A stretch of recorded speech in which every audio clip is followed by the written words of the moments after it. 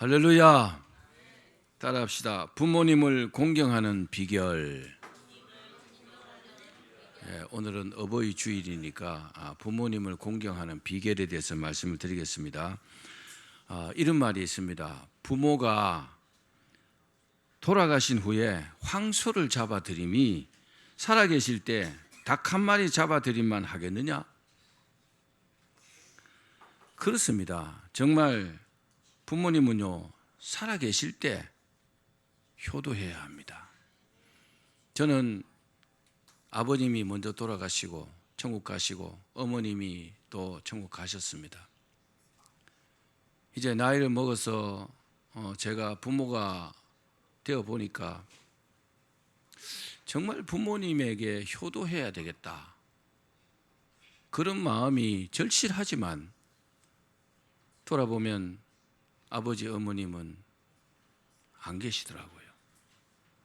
제가 금요 기도회 때 그 생각을 하면서 많이 운 적도 있습니다.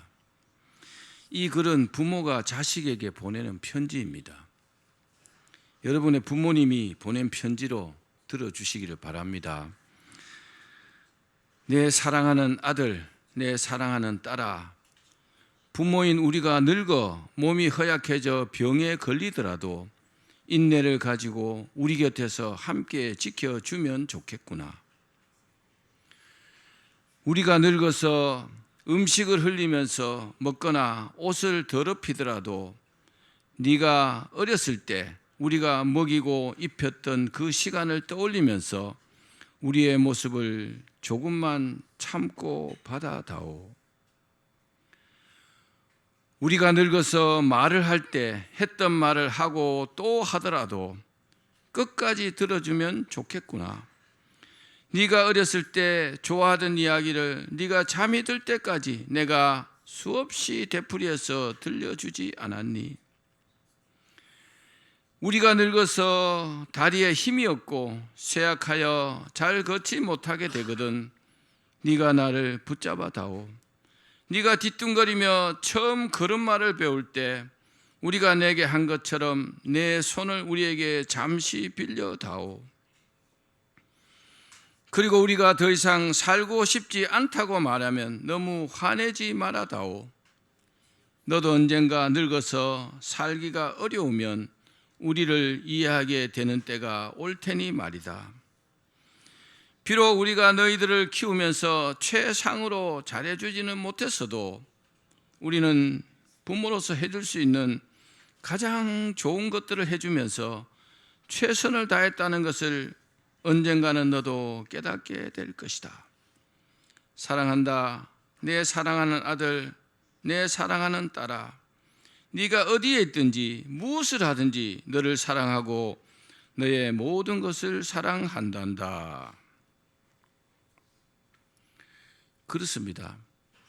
자기 혼자서는 아무것도 할 수 없었던 자녀가 어느새 성장해서 어른이 되었고 그 부모님들은 자식들에게 의지해야 하는 힘없는 노인이 되었습니다. 이제 자녀가 부모님의 든든한 그늘이 되어줄 차례입니다. 부모님이 그랬듯이 우리도 자식도 무한한 사랑으로 마땅히 모든 것을 감사줘야 할 것입니다. 그게 바로 자녀의 도리입니다. 부모를 공경하라는 말씀은 인간관계의 계명 중 첫 번째 내용입니다. 우리 출애굽기 20장 12절을 읽어봅시다. 시작. 내 부모를 공경하라. 그리하면 내 하나님 여호와가 내게 준 땅에서 내 생명이 길리라. 효도해야 오래 살게 해주신다는 하나님의 말씀입니다. 그렇습니다. 자식으로서 자기를 낳아준 부모를 공경하는 것은 따라합시다. 선택이 아니라 의무이다. 당연히 해야 된다는 거죠. 성경은 자기 부모를 공경할 것을 명령합니다. 그냥 말씀하시는 것이 아니고 효도할 것을 명령하고 있습니다. 그래서 내 부모를 공경하라 이렇게 명령형으로 말씀하십니다. 이것은 모세의 가르침이 아니고 모세를 통해서 주신 하나님의 말씀입니다. 성경에는 효자나 효부에 관한 내용이 가득합니다. 무엇보다도 아브라함의 아들 이삭을 들 수 있습니다. 이삭은 아버지 아브라함에게 최고로 효도한 아들이었습니다. 이삭은 아버지 아브라함이 자기를 모리아산에서 하나님께 번제물로 바치려 할 때 어떻게 했습니까? 거역하지 않고 100% 순종했습니다. 자기가 죽는데도 말입니다. 이만한 효자는 참 보기 드문 것 같습니다. 또 이삭의 아들 야곱도 아버지 이삭에게 효도한 아들이었습니다. 고향을 떠나 야곱은 처가살이를 했습니다. 그죠? 바단 아람에 가서 외삼촌 라반의 집에서. 근데 야곱은요 늘 아버지를 그리워했습니다. 효자는요 부모를 그리워합니다. 부모가 어떻게 사시는가, 부모는 잘 계시는가, 그런 데 관심을 갖습니다. 그러면 우리가 어떻게 하는 것이 부모님을 공경하고 효도하는 길일까요? 몇 가지로 말씀드리겠습니다. 첫 번째, 부모님의 말씀을 청종해야 합니다. 그리고 부모님을 존귀하게 여겨야 합니다. 그런 사람은 잘 없겠지만 자식들 중에서 드물게 부모님을 업신여기는 사람들이 있습니다. 부모님의 말씀을 청종하지 않고 부모님을 업신여기면 절대로 효도할 수 없습니다. 효도는요 꼭 돈으로 하는 거 아닙니다. 먼저 부모님을 존중해야 합니다. 부모님의 말씀을 청종해야 합니다. 부모님이 말씀하시는데 듣지도 않고 부모님의 말씀에 순종하지도 않으면 황소를 잡아들인들 부모의 마음이 편하겠습니까? 절대로 그러면요 효도할 수 없습니다. 자, 잠언 23장 22절 말씀 읽어보겠습니다. 시작. 너를 낳은 아비에게 청종하고 내 늙은 어미를 경히 여기지 말지니라. 아멘. 이 말씀은 너를 낳아준 아버지의 말씀이나 가르침에 거역하지 말고 순종해라. 또 늙은 어머니를 업신여기지 말라. 어머니가 늙어서 힘이 없고 여러 가지 연약해지면요 자식들이 어머니를 무시하는 경우가 굉장히 많습니다. 시대적으로 정말 그런 거 보면 정말 보기가 안 좋습니다. 근데 그렇게 하지 말라고 해도 그렇게 하는 자식들이 있습니다. 그렇습니다. 아들, 딸을 낳아서 기르려면 얼마나 애쓰고 수고해야 합니까? 우리 하은이, 성은이, 우리 이준석 집사님, 안나가 키우면 얼마나 힘들어요. 쌍둥이가, 그죠? 여러분 보시면 아시죠? 저렇게 먹이고 입히고 재우고 키우고 옷 사입히고 학교 보내고 콧물 닦아가며 기저귀 갈아가면서 얼마나 힘쓰고 애씁니까? 사람은요 누구나 그런 과정을 거칩니다. 그렇죠? 누가 그렇게 했어요? 부모님이 그렇게 했습니다. 부모님이요 정말 밤낮 잠자지 못하고 눈코 뜰 새 없이 돌보고 또 돌봐야 합니다. 그래야요 이렇게 성장할 수 있습니다. 그래야 겨우 젖을 떼고 걷고 뛰고 어젓한 아들, 딸로 이제 성장하게 됩니다. 또 사춘기를 보내기는 얼마나 어렵습니까? 부모 없이 스스로 대소변을 가리고 자기 앞가림을 다하여 어엿한 성인이 되고 사회인이 된 경우가 있습니까? 없습니다. 그래서 제일 불쌍한 아이가 누구냐? 고아들입니다. 고아들이요 가장 불쌍한 아이들입니다. 부모 없이 자란 아이들. 그러니까 자녀들이요 부모가 있다는 그 사실 자체만 해도 정말 감사해야 합니다. 아멘 합시다. 잠언 4장 3절 말씀 드리겠습니다. 시작. 나도 내 아버지에게 아들이었으며 내 어머니 보기에 유약한 외아들이었노라. 우리는 누구나 다 부모님을 통해서 태어났습니다. 그리고 그렇게 자라난 어린 아기의 때가 있었다는 사실입니다. 그것을 기억한다면 부모님의 말씀에 여러분 순종해야 합니다. 드물게 정말 드물게 나쁜 부모도 있습니다. 그러나 대부분의 부모님들은 자기 아들, 딸들을 잘 키우려고요 정말 노심초사합니다. 자기를 희생해서 말입니다. 나는 잘못돼도 아들, 딸은 잘 되기를 원합니다. 저도 정말 어렵게 사업하다가 쫄딱 망하고요, 돈이라고는 없는데 자녀들을 키워야 되잖아요. 그런데 이런 마음이 들더라고요. 정말 땡빛을 내더라도 대학은 졸업시켜야 된다. 정말 그런 심정으로 저는요 아이들을 대학을 졸업시켰어요. 뭐 우리 아이들은 내가 너무 못해줬기 때문에 나를 원망할지 모르지만 저는 나름대로 부모로서 대학은 졸업시켜야 되겠다. 그래야 세상에 가서 사람 구실을 하고 살지 않겠나. 정말 그런 심정이었습니다. 하나님께서 그래서 자녀들에게 교훈합니다. 뭐라고요? 너를 낳은 아비에게 청종하고 말씀을 잘 듣고 내 늙은 어미를 경히 여기지 말지니라. 정말 자녀들이요 잘 새겨들어야 합니다. 사랑하는 여러분, 부모를 귀하게 여기기를 바랍니다. 부모가요 좀 부족하고 좀 연약해도 부모를 무시하면 안 됩니다. 부모를 무시하는 자녀들은 하나님께서 절대로 기뻐하지 않습니다. 부모를 잘 공경해야 부모에게 감사할 수 있습니다. 감사할 수 있고 또 공경할 수 있습니다.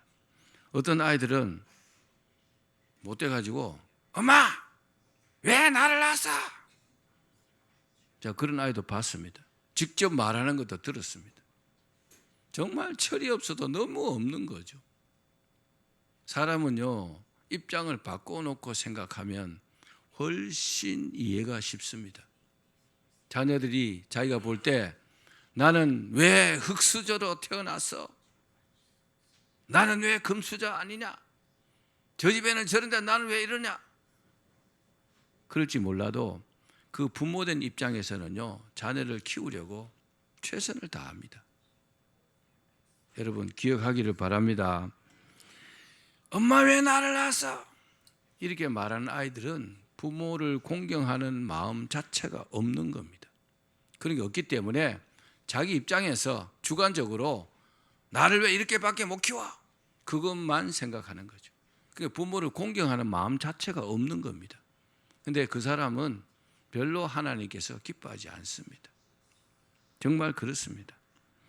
여러분 부모는요 나무의 뿌리와 같습니다.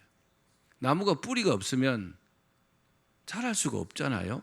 영양분을 공급받을 수가 없어요. 뿌리가 없는 나무가 어떻게 클 수 있겠습니까? 그러므로 아버지의 말씀에 순종하고 나를 키워준 어머니를 업신 여기지 말아야 합니다. 그래야 하나님께서 기뻐하시고 하나님께서 그 사람을 축복하십니다. 두 번째, 따라합시다. 부모님을 기쁘고 즐거워하시도록 해야 한다. 부모님이 기뻐할 수 있도록 역할을 해야 하는 것이 바로 자녀된 도리입니다. 잠언 23장 25절 말씀입니다. 시작. 내 부모를 즐겁게 하며 너를 낳은 어미를 기쁘게 하라. 인간의 이 흥망성쇠, 기륭화복이요 다 누구 손에 있어요? 하나님 손에 있습니다. 사람이 잘 되고 안 되고는요 하나님 손안에 있다는 사실을 알아야 합니다. 하나님께서 복을 주셔야 복을 받을 수 있습니다. 작은 부자는 노력하면 되지만요 큰 부자는 절대로 하나님께서 축복하셔야 된다, 그렇게 말씀하셨어요. 하나님 은혜 주셔야 형통합니다. 여러분들을 하나님 기뻐하셔서 정말 은혜 주시기를 바랍니다. 그래야 우리의 삶이 형통하다는 겁니다. 사람도 노력해야 하지만 하나님께서 그 길을 막으시면 아무리 애써도요 안 되는 겁니다. 여러분 요나 선지자를 보셨죠? 요나 선지자가요 착각해갖고 자기는 니느웨로 가기 싫어가지고 하나님께서 니느웨 가라 그랬는데 다시스로 가려고 하니까 마침 다시스로 가는 배가 있잖아요. 형통한 것 같죠? 그러나 그 모든 것이 하나님께서 요나를 막기 위한 하나의 방편이었다는 겁니다. 그러니까 하나님께서 복을 주셔야 우리가 잘 된다는 사실을 여러분 꼭 기억하길 바랍니다. 요셉은 아버지의 사랑을 정말 끔찍이 받았습니다. 요셉이 정말 야곱의 사랑을 끔찍이 받았어요. 왜 그랬냐? 이 야곱이 4명의 아내 중에서 라헬을 가장 사랑했거든요. 사랑했는데 그 라헬의 첫 번째 자식이 바로 요셉입니다. 근데 라헬이 동생 베냐민을 낳다가 그만 죽고 말았습니다. 일찍 죽었습니다. 우리가 잘 알다시피 요셉은 아버지의 심부름을 갔는데 그 아주 못된 형들 때문에 애굽의 노예로 팔려갔잖아요. 여러분, 그런데 하나님께서 복 주시면 어떤 어려운 환경 가운데서도 하나님 인도하십니다. 요셉이 어떻게 됐습니까? 하나님의 인도하심으로 그 대제국 애굽의 총리가 되었잖아요. 어마어마하게 출세를 한 겁니다. 그리고 가장 궁금해하던 소식을요, 곡식을 구하러 온 형들에게 물었습니다. 뭐라고요? 네 아버지는 살아계시냐? 요셉이 가장 궁금해한 것은요, 아버지 야곱의 소식이었습니다. 너희 아버지는 살아계시냐? 자기 아버지잖아요. 여러분, 효심이 없는 사람이 아버지가 살았는지 죽었는지 관심이 있을까요? 그렇지 않겠죠. 근데 요셉은 그렇지 않았다는 겁니다. 너희 아버지는 살아계시냐? 건강하시냐? 어떻게 계시냐? 그리고 어떻게 했습니까? 결국은 고생 땅으로 모셔와가지고 돌아가실 때까지 효도를 다했습니다. 요셉은 또 하나님께서 그런 요셉을 기뻐하시니까 얼마나 하나님께서 요셉을 축복하셨습니까? 여러분, 효자 효부가 복받는다는 것을 기억하기를 바랍니다. 130세 된 아버지 야곱에게 가장 큰 기쁨과 즐거움은요, 요셉의 효도였습니다. 요셉의 효도를 그렇게 기뻐했습니다. 부모를 기쁘시게 하려면 24절 말씀처럼 아들, 딸이 의인의 삶을 살아야 합니다. 저는 목사로서 저희 자녀들이요, 자녀 손들이 다 하나님을 잘 믿는 것이요, 최고의 복이라고 여깁니다. 그게 뭡니까? 의인의 삶이죠. 하나님을 잘 믿지 못하면 영원한 보장을 받지 못하기 때문에 정말 가장 안타깝죠. 그래서 저는 자녀 손들이 다 하나님 잘 믿는 사람이 되기를 원합니다. 여러분들도 아마 그러실 것입니다. 그리고 지혜로운 그런 자식의 길을 걸어가야 합니다. 하나님을 잘 섬겨야 그것이 가능하다는 겁니다. 우리 잠언 10장 1절 말씀 읽겠습니다. 시작. 솔로몬의 잠언이라, 지혜로운 아들은 아비를 기쁘게 하거니와 미련한 아들은 어미의 근심이니라. 아비를, 어미를, 어머니를 기쁘게 하는 자가 누구요? 지혜로운 자식이라는 거죠.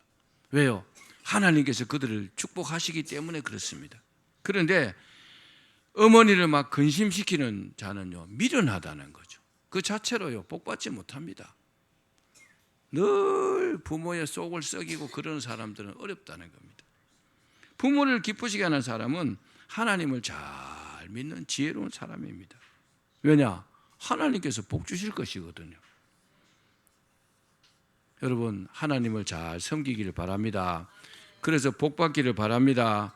그래야 부모님을 기쁘시게 하는 겁니다. 마지막으로 세 번째, 따라합시다. 주 안에서 마음을 다해야 한다. 자, 23장 26절입니다. 시작. 내 아들아, 내 마음을 내게 주며. 하나님께서요, 우리에게 마음을 달라고 하셨어요. 그렇듯이 자식들이요, 부모에게 마음을 드려야 합니다. 따라합시다. 부모님에게 마음을 드려야 한다. 돈을 드리는 것보다 마음을 드리는 것이 훨씬 더 효도하는 것입니다.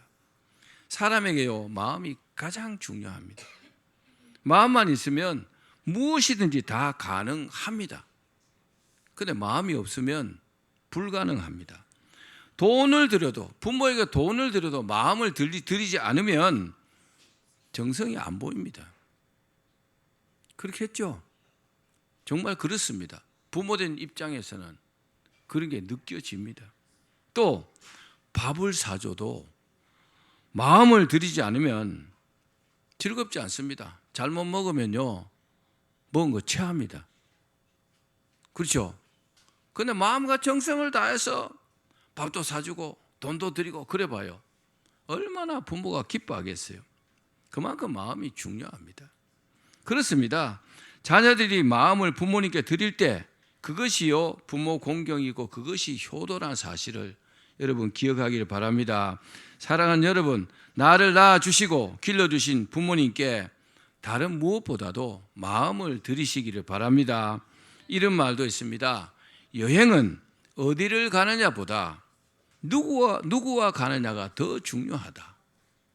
마음 맞는 사람과 이렇게 여행을 가면 얼마나 기쁘겠어요, 그죠?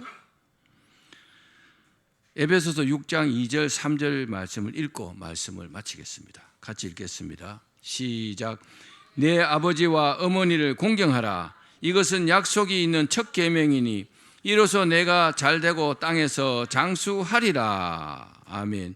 우리 모두 부모님을 잘 공경하는 그런 효자와 효부가 되기를 주의 이름으로 축원합니다.